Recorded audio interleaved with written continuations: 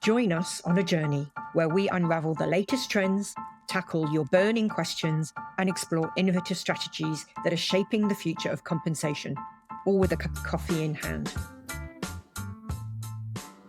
Hello and welcome everybody back to another episode of Comp and Coffee. I'm your host, Ruth Thomas, today calling in from Seattle, where I've been working on an offsite this week. We are returning to the topic of pay conversations. We know this is something that many of you are focusing on in the age of pay transparency. We've been having fun in terms of our brand campaign and socials around the concept of the telephone game that we often have when it comes to pay conversation. And I have invited not one, not two, but three of my colleagues here today to unpack this topic, find out what happens when the telephone game goes wrong and the types of things we can do to try and improve it. Ultimately, we know that, miscommunication around pay isn't just frustrating, but it can really undermine trust and engagement and ultimately business outcomes. So hopefully you'll find the insights from our guests today useful as you think about, particularly we're coming to that time of year as we're entering into preparing for compensation season, thinking about some of the tactics that you might want to take away to deploy as we go through this year-end process. So let's see who we've got on the show today. It's definitely the L show today. I feel a bit out of place. We have Lexi Clark, Lauren Hine, and Lauren Cole. We're going to get them to introduce themselves and tell them about their role here at Payscale. But Lexi, welcome back to the podcast. And do you want to say hello to the audience? Yes. And as I say every time, thank you, Ruth, for having me back. It makes me feel like I didn't do anything wrong the last time. So that is very, very exciting. I'm super excited about this conversation today. If we have not met or you have not listened in before, I'm Lexi Clark, Chief People Officer at Payscale. Been at Payscale a little bit over 5 years now. Always wild to say those words out loud. And before Payscale was most of my career in early to mid stage tech in the Seattle area, where Ruth ironically is, because we were together for an offsite over the last few days, but I am now calling in from Denver today, which is very sunny and very dry compared to Seattle. Very excited to be joined by the Laurens, not the only two Laurens at Payscale, but the Laurens. And while they share a first name, Lauren Cole and I do share initials, and we enjoy that a lot. With that being said, Lauren Hine, you are the newest member, obviously on the call. Do you want to introduce yourself? Yes. Thank you so much, Lexi, and thanks, Ruth, and everyone for having me. I'm excited to be here. I'm Lauren Hine. I am head of total rewards here at Payscale. Like Lexi said, I'm the newbie, but I have been in the HR and people ops space for over 10 years. So right here in Payscale, I'm doing our global compensation, benefits, and wellness packages with the team here at Payscale. So I'm excited to talk to you all today, and I'll hand it over to the other Lauren. Hi, everyone. If I haven't met you, well, I haven't, because this is my first time here, and I'm thrilled to be here. Lauren Cole. I'm the Senior Director of Professional Services and Customer Education. I've been at Payscale for just a tiny bit over 10 years now, and I actually grew in my management career here. So it started as a team lead, became a manager, and have stayed in the manager track for the last 8 years or so. So this topic is near and dear to my heart. Made some mistakes, had some successes. We're thrilled to be talking about this. Great. So I am looking forward to hearing all the different perspectives that we can bring to the table here. And do we all have coffee? We've all got coffee. We do.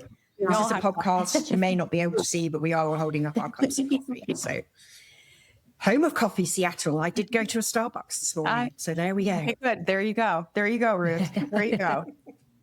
Right. Okay. Let's talk about that game of telephone when it comes to pay conversations. Something that's also probably quite risky as we think about the labor market, economic environment, and potentially like pay budget environment that we're going into is going to start to get a bit challenging. So we often get the case where HR drafts the pay update, managers interpret it, employees potentially hear something entirely different. And as I said, we're at a time when we are potentially going into a year-end process where salary budgets, according to our salary budget survey and many others here at Payscale, we're going to see like lower salary budgets. Really getting pay communication right is going to be critical. So Lexi, let's talk about that game of telephone. How do you see that playing out, and how does that impact trust and engagement, particularly in the environment we're in at the moment?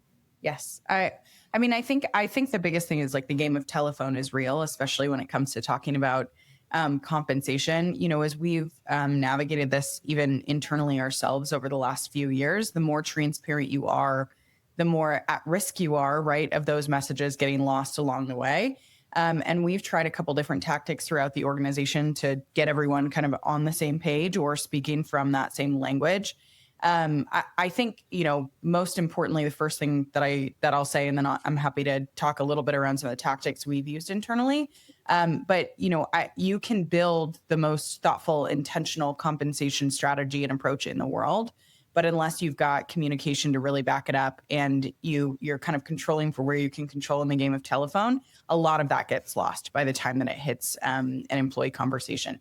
And that is really hard, right? I think that compensation is one of the places where you can either build or break trust in that employee experience life cycle. And so, you know, the most evident example, if you're a practitioner on this call, you've probably heard someone come back and tell you, I want to have a conversation around my merit increase. I talked to my manager about it, but they said I have to talk to HR because HR decided what my increase was. That has been like tale as old as time. Everyone internally here is used to when someone comes to me and says like, well, you know, I heard Lexi said, I'm like, Lexi, who is that you're referencing? So but I do think that those messages can get really lost and there's a lack of kind of ownership that goes into that. And so, you know, the less clear the message is, or maybe the blurrier that the game of telephone gets, the more at risk you are, I think, of losing that trust or that engagement in that conversation. And the reality is when a manager has those conversations of like, well, I didn't really make this decision, you know, somebody else says, well, it might feel good in the moment. It actually like really deteriorates that relationship between the employee and the broader organization over time. And that's something I think we focus on a lot. Tactically, what we have done to try to mitigate that wherever we can is we do a big push for training. That's not just live training, but it's also just resourcing. Like we've got a whole kind of intranet page, FAQs, all of these things. We recently introduced a concept at our last quarterly leader meeting, where it's no, see, and do for managers, no, say, and do. And so it's what do you need to know? What do you need to say to your team and what do you need to do? That has been a really impactful, at least kind of tactic so far. We got really good feedback on that up front. But those are some of the tactical ways where you can take a message of what you're trying to push from an HR or an executive standpoint and really disseminate that down effectively. And I think that does a lot to keep that trust. Great. Thank you, Lexi. Now, Lauren Hine, you're total rewards expert. You know, that's right. You come here to help us at Payscale. This isn't always just a pay conversation, you know, particularly in an environment where pay budgets may be getting slimmer. You know, what can organizations do around communication when we think about the total reward package as well? Any tips there? Yeah, absolutely. I mean, I think we're all in this conversation with budgets. We know how the economy is these days. And so we're not just having it in our companies, but everywhere. So the one thing that I really like to focus on, there's actually two things, is be ready to be transparent. Like people are here, your employees are here, they work to live, like they know what's going on. So the biggest thing that I've always come across is we just need to be honest in these conversations, and it's okay to say that out loud and having the right message behind it. We need to say why we're making these decisions and have thoughtful intention about, okay, our increases are limited, but here's why. So people are going to listen to the message, and not that they might be excited about that, but at least we're being honest about why we're having these conversations and why budgets are limited. And the other thing that I found when budget's limited in terms of merit is leaning into the rest of your total reward strategy. So total rewards isn't just compensation. Yes, it's probably the most exciting part for people to talk about is compensation, but that's not the only lever that you have. So really leading with connection is knowing your people, listen to them, build relationships with your managers, your ICs, your execs. You're going to know what's important to those teams and those individuals. I've had really great success in the past with when budgets have been low, is having connections with even just individual ICs and leading them to different strategies or rewards that we have. It's actually really heartwarming sometimes when you can make those connections and bring them back to the strategy that you're working so hard to bring. That's not compensation. We know sometimes benefits can get lost when outside of open enrollment. So this is a good time to bring those back in and bring that engagement in with those packages that you build. Great, thank you. And then Lauren Cole, you're here, like the people manager view on this call. So our HR colleagues have told us all the things we should be doing. As a manager, like how do you, what helps you in terms of the training that you receive, and what do you need to be able to make those pay communications work and break down that game of telephone? Yeah, and Lexi's going to love my answer here, because during increase season, I star and favorite every email I get from HR, and I refer back to it so often. So the schedule, the communication tips, our strategy. Managers often have more context than employees. Well, we do. And it's critical that we remember this in conversations. It's critical we know what we can share, that we're proactive in sharing. And I even share the communication journey with my team too. So if I get an email from HR kicking off comp review season, I'm going to share that too. Hey, I just got this email. We're starting this journey. That way it doesn't surprise them when the conversations actually start. And then I've been at Payscale a while. So it's also important to remember that as a company changes in maturity, the context that you might be provided can change year to year too. And I've seen this happen here at Payscale. So it's really critical as a people leader to tune in each year, because things do change. And I want to make sure that I have what I need to be able to support my team. Great, thank you. And I wonder, Lauren, I mean, you've been leading people for a while. Like pay transparency has raised employees' expectations. Like they want to know more about pay. Have you seen that change over time, do you think? Most of my people leadership has been at Payscale. So I would say that's been the expectation from employees in the comp field for a while. Yeah. But my friends that I have talked to in other management roles at other orgs have come to me more for advice more recently than previously. Yeah, I mean, it is a unique environment at Payscale because obviously we are a compensation management company. So most of the people that work here have some form of like relationship to compensation expertise. Even the people building and developing our products, they think about compensation all the time. So we have a hard audience that we need to communicate about pay. So now one of the things you've talked about, Lexi, is like the importance of pay. I mean, I've been doing compensation for way too long, like over 30 years. I know I don't look like that. I'm that old, but and I think the one thing that has kept me like so committed to this field and like really trying to like think about how we can improve what we do is just how personal pay is to individuals. And I've been through the times where people said pay wasn't important and we cared more about fruit baskets and maybe like in-chair massages, and pay wasn't important. And I think we've really seen that come full circle, particularly with pay transparency, where, you know, pay really is important to individuals. So Lexi, you know, why is that relationship so important to pay? And what happens when we get these pay conversations wrong? Yeah, for sure. It's interesting, Ruth, you've done compensation for 30 years because you started when you were 10, I think is actually how that worked. But it's a great question. I mean, I think the biggest thing I would say is I'd go back to some of what I said before on, you know, compensation is really an opportunity, I think, to build or break trust. And I think about that trust cycle starting when someone's a candidate, like they are just coming into the organization, they're getting an offer for the first time, and they really get a front row seat, right, to, you know, how you talk about what offer you're giving them, especially in an age of transparency where likely you've seen a compensation range, right? Like that entire process, I think, is the first opportunity to really engage a candidate in that way. And then every compensation conversation after that is an opportunity, again, to reinforce the trust or chip away at that.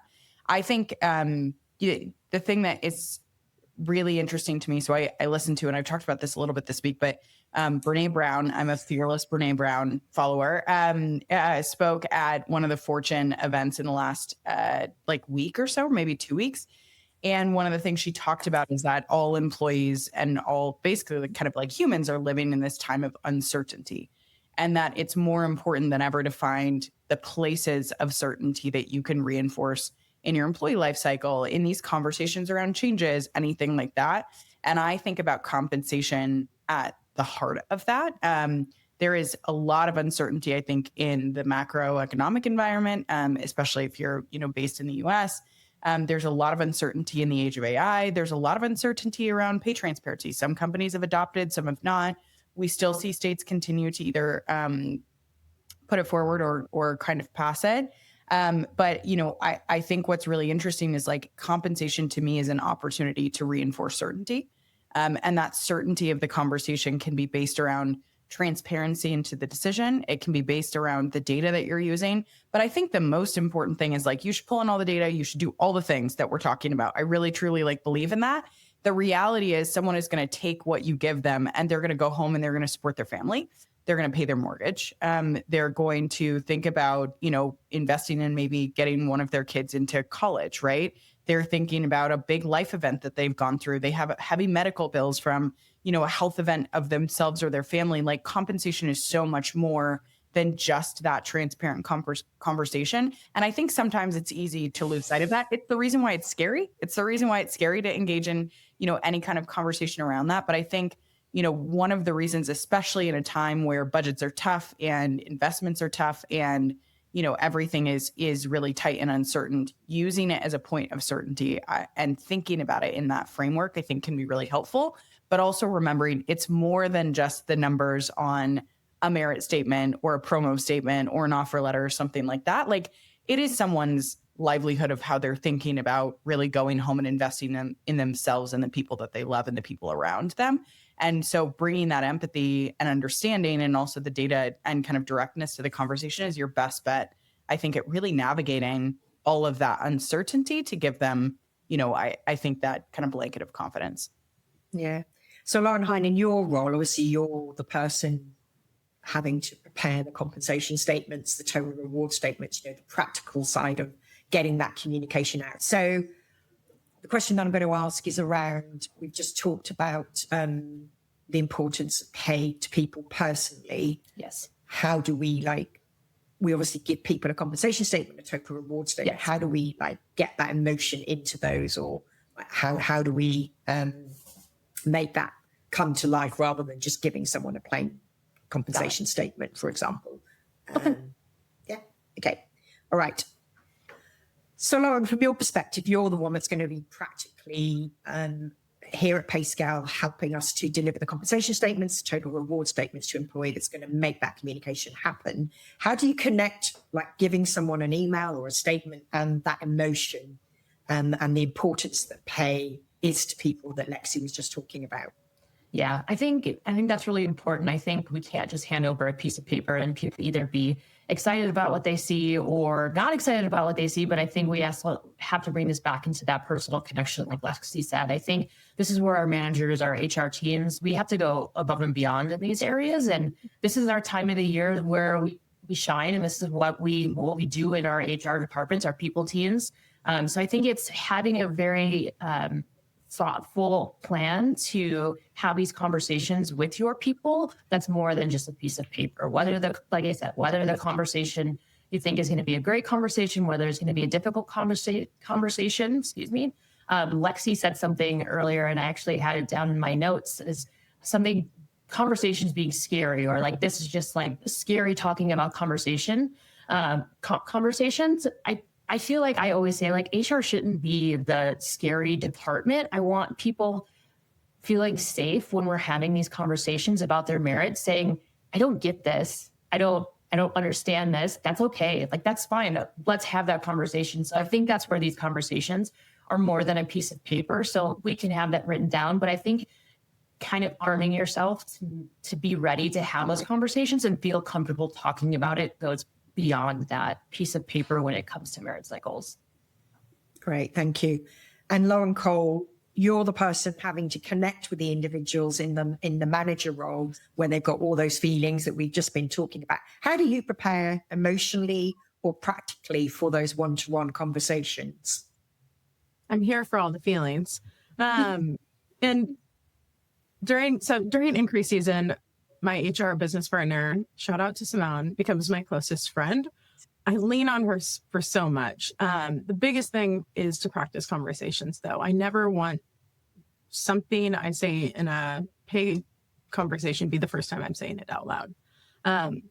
So I think through how I'm going to share the information, and then I validate it with some code, and then practice. And then going back to the piece about context that we talked about a little bit, I think what we share with our employees is also so critical, because a 3% raise when the average raise is 1% or 4% is two totally different stories. And that context really matters too.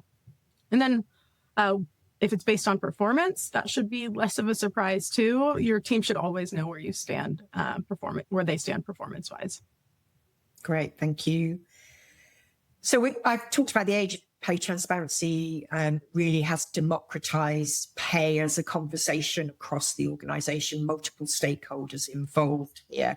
Lexi, how do you go about aligning cross-functional leaders, if we talk about like at the leadership level, so that they're ready to give the same message, set the same tone, and we are ensuring that we're getting like a consistent message and breaking down that pay telephone conversation?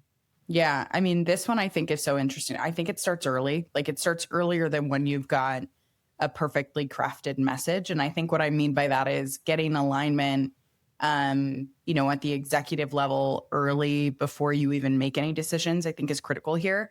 And I do that, Ruth has seen me do this in our executive team meetings. It's like a menu of options, right? Like having the team bought into the decisions and getting a chance to weigh in on the message that they want to make sure they can go and share with their teams.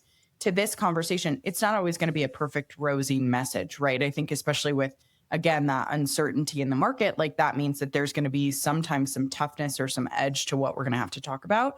But I think giving, especially at the executive level, then that choice of how the message is going to go creates the most alignment. And the more alignment you have with that group, the better alignment you have as you go throughout the organization.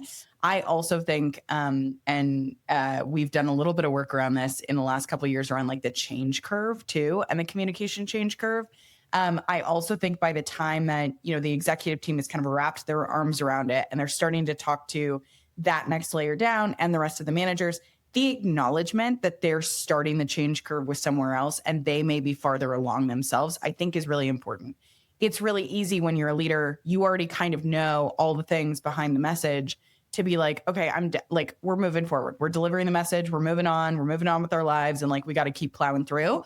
When the reality is that, it took you yourself a little bit of time to process that. So you've got to have that same amount of care and intentionality with the manager. So I think my advice would be align early and often at that executive level, give that group a little bit of time to process, build that into your timeline. Lauren Hine and I are going to start to build all the timelines and everything as we go into next year. And like, that's a consideration, right? And then make sure that message that you've got kind of like the core delivery of the messages and the talking points, that you've got that alignment and that you're all saying the same things, and that you've given that manager level, again, some time to buy in, to ask questions, to get plenty of time to get their heads wrapped around it. We also do employee training here internally at Payscale. And the intent of that is to deliver almost identical content to the employee base that we do to the managers. We give a little bit of time between that. So like we'll usually train the managers and do all the Q&A and do all that stuff and give like a solid kind of week and a half. The intent of that is get through all the questions and kind of feedback that we would get from those managers so that by the time that we hit the employees and they ask their managers questions, they feel really read in and really prepared. I think that's a really kind of important piece of people feeling comfortable delivering any of those messages that they might need to seek clarity on as well. So that has been some tactics we've used if you're listening in and thinking about how to do that for yourself. Just Great, the shared language that gives the managers and the employees is so helpful when conversations do come up. To this group, like it's a tough audience. We got a lot of comp experts here. Like everyone might have heard me tell the story. The first time I ever did a training here, which Lauren Cole probably would have been here for, I think it was like a comp training. I was like, so excited. And somebody was like, can you tell me exactly how you matched and weighted my job? And I was like, oh no. Oh, I'm so scared. I'm so scared. So the bar is high. The bar is high around this joint. But it's good. It's really good.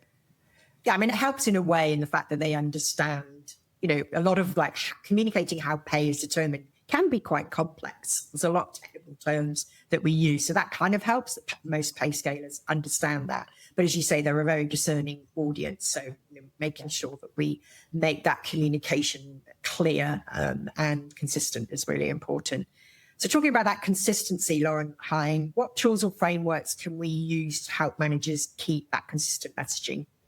Yeah, absolutely. And I think don't overthink it. We're not reinventing the wheel here when it comes to the communication. I mean, a good old, webinar, talking with all your employees, talking with your managers, like that, they just want transparency. So, I mean, the big thing that Lexi pointed on is in these trainings is mirroring them. They should be the same message. So in these messages, like create clear human manager trainings that everyone can understand. So whether you're doing it in PowerPoint, you're doing it in Google Drive, I mean, try to get out of Google Sheets if you can. We know that's always a mess.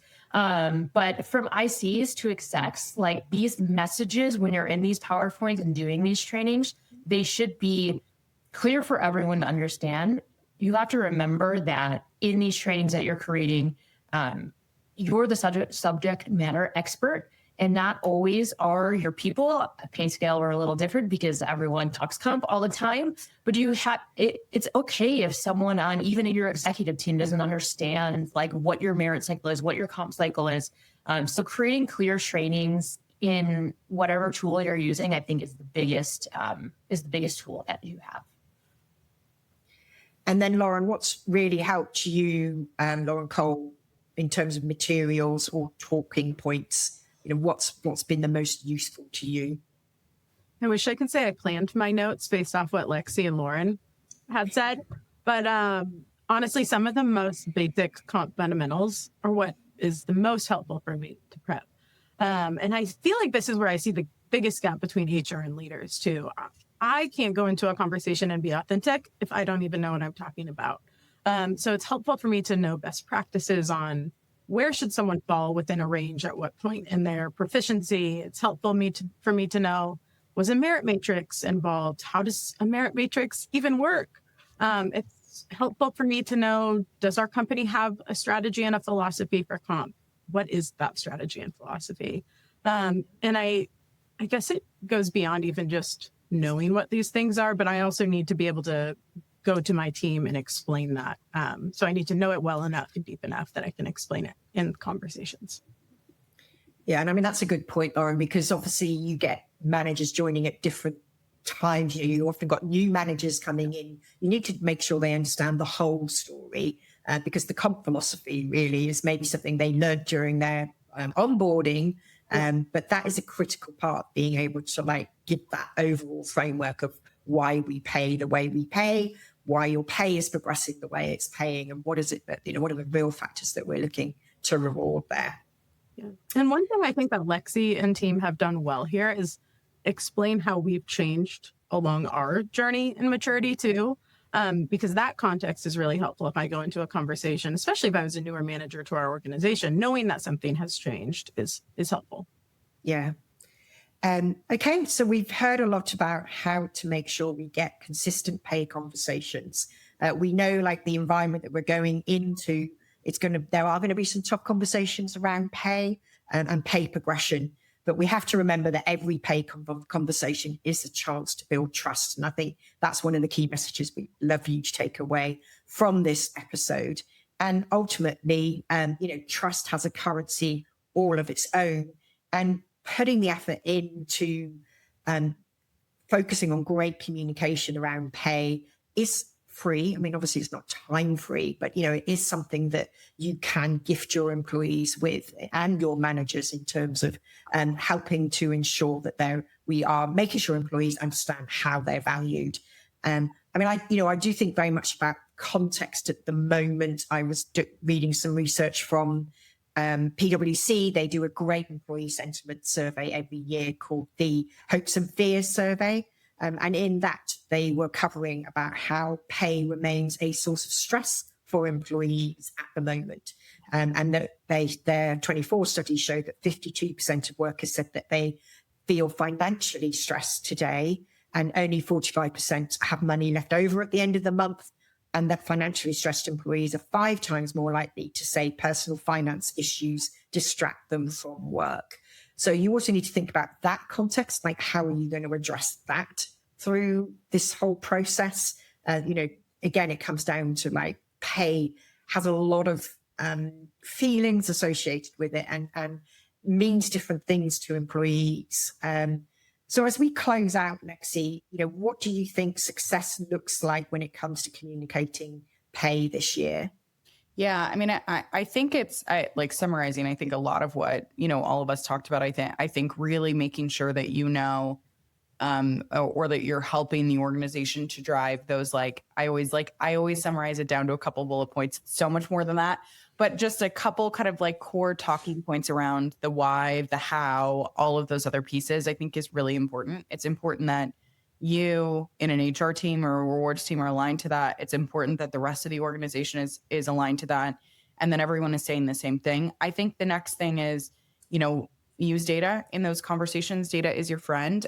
Data around the market, data around what we're seeing. But the most important thing I think is just that be human aspect, and remembering that, Ruth, to everything that you just shared from that research and that study, compensation is more than just the memo that you're handing someone. It's really what fuels and powers someone's lifestyle, and the relationship that they've got, with their family and kind of with everything that happens outside of maybe the 9 to 5 or the weekend.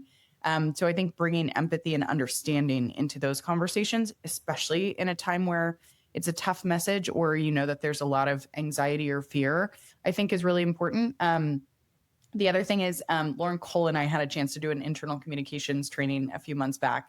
And one of the things that we said is you've got to say something 7 times, a minimum of 7 times to get someone to really internalize and digest it. I live by the 7 times rule. I think that you do have to, when you finally feel like you're saying the same thing over and over and over again, and you're I think I'm repeating myself, probably means you're doing something right. It probably means that is the thing that, the organization needs to hear. So, I think knowing you can't say something once and have everyone just snap to it and understand, and really making sure that you're pulling both the, the data and the human into those conversations. I think those are the key pieces, I think, in ordering to navigate any of the uncertainty or kind of fear that is happening now or that might be ahead. Thank you, Lexi. And Lauren, hi, what's the one change in terms of a takeaway that you would encourage HR leaders to do to prepare managers for transparent communication? Yeah. Start talking now. Start talking to your people now. How many of y'all and how many of Lexi, Lauren, you've gotten into calibration sessions a week before you're making merit decisions, and every flyer has been brought to the table that you could have identified today. So, and you're trying to make 25 different merit decisions in a 1-week time period, and then your budget is going to go in blocks, and finance is going to get upset because you're asking for more money. So the big thing is talk to your people, talk to your managers now, have pre-conversations before we get into the times where you can't make the change that you need, because then we're going to, even if you're having those tough conversations, at least we're ahead of them and we can prepare for them. Great, thank you. And Lauren Cole, what's your one piece of advice that you'd give other managers as they're heading into compensation season? I know you said one piece, but I have 2 pieces of advice. Okay, we'll let you do 2. The first one would be, and Lexi touched on this, is you have to lead with empathy. These conversations are so personal. You never know what's going on at someone's house, what this decision might mean. So just lead with empathy. And then the last one, we touched on this too, is as a manager, never blame HR or the business for any decision. Sometimes it might feel like the easy out in the moment, but it's going to build distrust and resentment with your team and will give you way more work than if you didn't do that in the first place.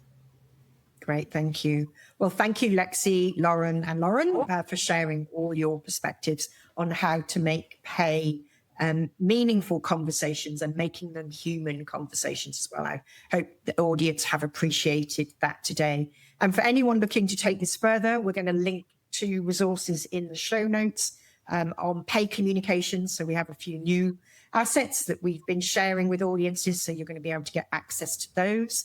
Another call out is we are currently fielding for our compensation best practice report. That's our annual piece of research where we normally get input from over 5,000 HR compensation professionals. It's your one chance to kind of participate in that study. And we unpack all that goodness at the beginning of the new year to look at the key trends in terms of how people are managing compensation. So we'll put the link to that in the show notes as well. You can probably find the link to that over LinkedIn. Please follow Lexi, Lauren Hine, Lauren Cole on LinkedIn. And they're always all posting their insights on there. So please feel free to do that. And if you have anything else you want to say, any topics you'd like us to cover, or anything, tips that you've got on pay communication, then please email us at coffee@payscale.com. And we look forward to hearing from you and seeing you on our next episode. Lexi, Lauren, thank you very much for joining me today. Thank you. Thank you. Thank you.